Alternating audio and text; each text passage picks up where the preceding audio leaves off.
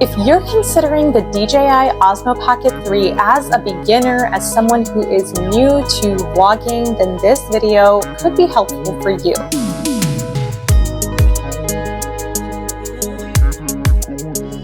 In this video, I want to share with you my YouTube journey so far, my experience with the DJI Osmo Pocket 3, and why I didn't get the creator combo, and what accessories I supplemented with instead, and also my experience actually using the camera out and about on my recent trip to Guatemala, all as a newbie. Normally when people talk about their YouTuber journey, they have just hit some incredible milestone. Whether it is they got monetized and they hit that 1,000 mark of subscribers and 4,000 hours of watch hours, or they just hit 50,000 or 100,000 followers or subscribers on YouTube. At the time of recording this, I'm sitting at under 400 subscribers, which is, even that blows my mind. Like, there's 395 people subscribed to my channel. What? You might think, okay, well, what do you need a DJI Osmo Pocket 3 camera for? Just for reference, I'm filming this looking at my iPhone 13, okay? So I would almost agree with you, because I've gotten to 395 subscribers with this trusty little iPhone 13. Do I really need this more expensive vlogger camera that I hardly know what to do with? Let me share with you a little bit about why I got the DJI Osmo Pocket 3 so early in my YouTuber life. I started as and still am a blogger, and one of my 2025 goals is to expand my travel blog brand onto YouTube. Previously, I have posted other travel vlogs over the years very sporadically, and then in recent years, I have been repurposing a lot of my Instagram Reels and TikTok videos to YouTube Shorts. But now I am ready, and I'm really working on more long-form content here on YouTube. I guess the algorithm figured this out, because all of a sudden, every video I'm seeing as I scroll on TikTok is about the DJI Osmo Pocket 3. Everyone is holding this beautiful, stunning camera, and they're flipping it, and they're taking their beautiful aesthetic videos, and I am like, I'm falling for this hard. I need this. I want this. And so I made a deal with myself. And the deal was, if I could consistently post to YouTube for, let's say, all of Q1, the first 3 months, one video a week, then I would reward myself with this camera, because then I've shown that, yes, I'm really taking this seriously. But my plans changed, because all of a sudden, after talking with a friend, I had a trip booked for the middle of January to go to Guatemala. Now, if you are enamored with a blogging camera like this, and you're starting a travel YouTube channel, and you're already a travel blogger, I'm only human. There's no way that I could resist getting this camera before my Guatemala trip. Otherwise, I would be filming everything on that trip with my trusty iPhone, which has served me well, and just be sad about the fact that I could have been doing this on such a beautiful vlogging camera, right? Wouldn't you do the same? Here's how I rationalized it. First of all, I started on YouTube instead of waiting for 2025 and the new year to start posting videos. I gave myself a jump start and started in December. So I would have a little bit of time to get a feel for things, see, yes, this is something I want to do and enjoy doing and think I can figure out how to do. The other thing is, for me, because I work for myself, this also counts as a business expense. And then the other thing is, I have no reason, I don't really need to upgrade my iPhone 13. Hope that me saying that doesn't jinx it, but I don't really need to upgrade my iPhone. I'll keep that as is, I'll keep my 13, but instead I'll get this other vlogging camera. So that's how and why I got the DJI Osmo Pocket 3.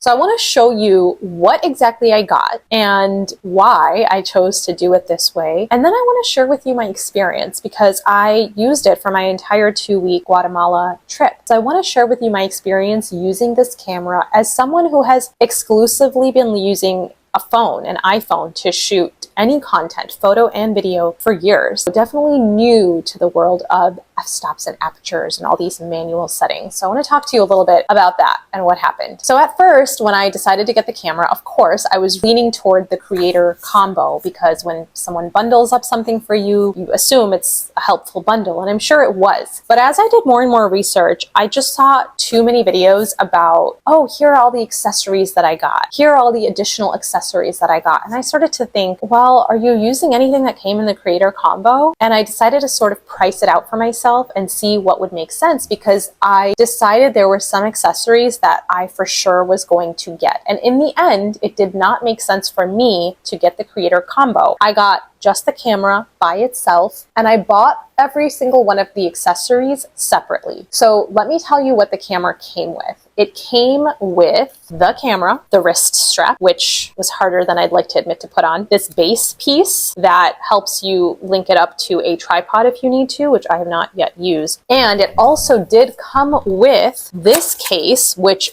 I saw every video saying, oh, I didn't really like the case it came with. So I was like, well, I'm gonna have to get another case anyway. I didn't realize that this came with the case, which of course it did, but I have not used this once. That's what it came with. Here is everything that I got that I knew I wanted to get for this. This silicone base helps my cutie little camera stand up. And when I do it this way, I can attach my mic. So the creator combo comes with a mic that everyone raves about. And at first I was worried that, oh, I'm gonna miss out on not having this $100 mic. But before I ever had this camera on my radar and I knew I wanted to start YouTube using my phone, I bought a little mic. I mean, I'm wearing it right now. It came with a little set. The other end is plugged into my phone. It was maybe 20 or 30 bucks for a set of 3. And I just plug in the receiver that is currently in my iPhone here, a little gap for it. So that's great. So the mic you could say I bought, but I technically already had it. The other thing I bought was, this seems to be the case that everyone liked after not liking the other one. So it's a wraparound like this. Click. This isn't the exact one I wanted. I wanted a nicer version of this, but it was not going to arrive in time for my Guatemala trip. So this is the one I got, and it works perfectly fine. By the way, I will link all of these accessories. I will put the links to them in the show description in case you're gonna DIY it too and want the recommendations. Then I got, this is funny, my pen is stuck to it, but I got this magnetic mount so I can stick up the camera and have it look at me and record me. Now, I love this, but I haven't actually used it. I haven't had the opportunity to attach my camera to any kind of magnet and then to film myself yet, but I really want to. So hanging on to this. And then I also, this is not something I bought for this. This is my external hard drive, but I want to make sure I tell you that every night of my Guatemala trip, I took my memory card, which is also something that you have to buy separately. I took my memory card out, put it into my laptop using the USB reader, and moved all of the files from that camera onto my external hard drive, which is where I keep everything organized. And I think that's a necessary step in order to be able to film how much I wanted to film on that camera. The other thing I bought was this extra battery pack, which gives you an additional about 2 hours of battery. It comes in the creator combo. I did pay like 75 bucks for this. I think it is the DJI one. How does this connect? This is going in place of this. So it's a longer base if you want that. But I don't really know how it would work as just a base, because as soon as I attach it, it starts charging. So if there's something I haven't figured out, tell me there. This makes it bigger than I want anyway, so I only use that in case of battery needs. The other thing that I used so much more than I thought I would, so these are 2 lenses. One is a CPL lens. It's supposed to do cool things and make things look crisp and fun. I didn't get to use that much because I constantly needed to have my ND lens on. Is this the ND lens? Oh, it's a diffusion, a quarter diffusion lens. The thing is, so the lens that I used the most is on here probably. Yeah, it's this variable ND filter. And basically what it is it's sunglasses for your camera. In environments where it's super sunny out, you need this. In fact, I probably need to get another one that has even a higher set of settings, because on really sunny days, it was a little bit difficult to film with this. The annoying thing that I haven't figured out a good way to do is the lenses are magnetic. Once they're popped on, I have to basically hold this thing down to pull it off, which always makes me worry I'm gonna break it. And then I would have to put that lens somewhere, maybe on this magnet if I have that on, and then put another lens on and swap it. Like, who's doing this? Is anybody who has the time and energy to do that? I ended up just keeping that lens on. And I don't know how it's going to work when I get a wide angle lens, because I realized the wide angle lens, which does come in the creator combo, is a bit of a necessity for this. It does not give me as wide of a view as I would like. And I found myself at times just using my camera on my iPhone, which is honestly, like, I have new appreciation for it, for its ease and how beautiful things turn out. But I used that when I wanted something really wide angle. So I need to figure that out for this camera, because I don't know if the wide angle lens that comes for this is even going to give me as wide of an angle as I would like. So these are all of the accessories that I bought separately rather than buying the creator combo, ending up with things that I wouldn't really use. I paid less to just get the camera itself and then get all the accessories that I knew I wanted. Oh, one other thing that I got is the DJI Care Refresh. So even though I did not buy my camera directly through their website because it would not have gotten to me in time, I was able to bring my camera home and use the serial number on my camera, go to the DJI official website and purchase the Care plan through their website. So I recommend doing that. I bought the 2-year Care plan. Okay, so I've got this camera. I land in Guatemala and I am so excited. On day 1 in Antigua, I grab my camera, I'm out the door, and I am filming all day long. As someone who is brand new to using a normal but fancier camera compared to my iPhone 13 that does it all for me, I did a lot of research on, of course, TikTok, on what settings I should use for my DJI Osmo Pocket 3. And I got some great recommendations from some clearly very smart people about all of these manual settings. And a lot of them also said to put your color in D-Log. Have my settings and I go out and about. I'm filming for the whole first day in Antigua, thinking about what kind of video I might want to make from it. Thank goodness I had the foresight to come home that evening and say, let's just make sure, let's see how things went and see if there's anything I need to correct between now and the rest of my trip before I continue just filming everything. Everything was so overexposed, so washed out, you can hardly see what's going on. And there is no way to correct it. I tried. There's nothing I could have done in like post-production to try to fix this. You just can barely see what's going on. It's a lot of white because it's such a sunny day. I believe I had my ND filter on all day, but these manual settings were not serving me well. I'm not there yet. I'm glad I checked because I switched everything then into auto mode. Hey camera, you figure it out for me. Then thankfully things look a lot better and I have usable footage for the rest of my trip. Now some people might hear that and think, well, this camera's not worth it for you then. This camera's not worth it for you because you're not using it to your full potential. And to that I say, whatever.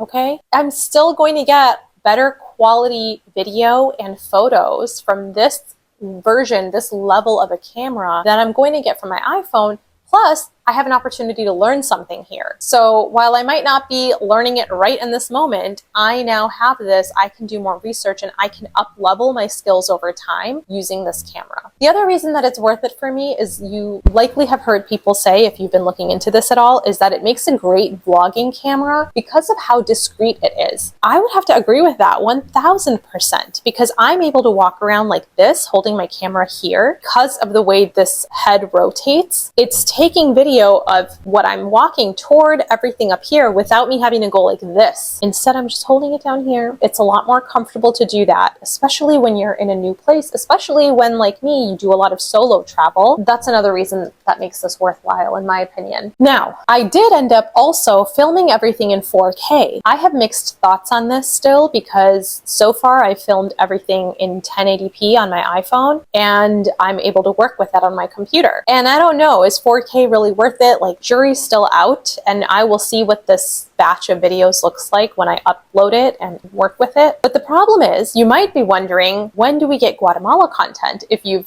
took this trip in January with this camera, where's the footage? Where's the evidence? To that I say, make sure you subscribe because it's all coming. The problem is that everything was shot on 4K and my current laptop doesn't know what to do with that, cannot handle it. I have a MacBook Air from 2017. I was gifted it. It's refurbished and I was gifted it in 2018. And I have been using it all this time and it works great for my purposes until now. I already knew I was in the market for an upgrade pretty soon, but we're now at a point where I try to watch my content and I can't even open and watch my 4K video footage, let alone dream of editing with it on my current computer. Very laggy, very stoppy. There's not enough memory on my device. It just needs an upgrade. I have been researching. I've been wanting one of the new MacBooks. I was looking at the MacBook Pro with the M4 chip. However, I learned that they're coming out any day now, any week now, with the MacBook Air with M4 chip. If I can keep my same version, my computer, the design that I already like, but have it be even better, that's what I want. Fingers crossed that comes out soon. I'm just like waiting every day I check to see if it's been released yet so that I can jump on that and then do all my video editing with all of my DJI Osmo Pocket 3 Guatemala content. It is coming. Hit subscribe. So what do you think? Do you think the DJI Osmo Pocket 3 is worth it for you, for someone like me? Would you have gotten the creator combo, or would you have done what I did with buying the accessories separately? If you have any other tips or things I should know or consider in terms of how to make the most of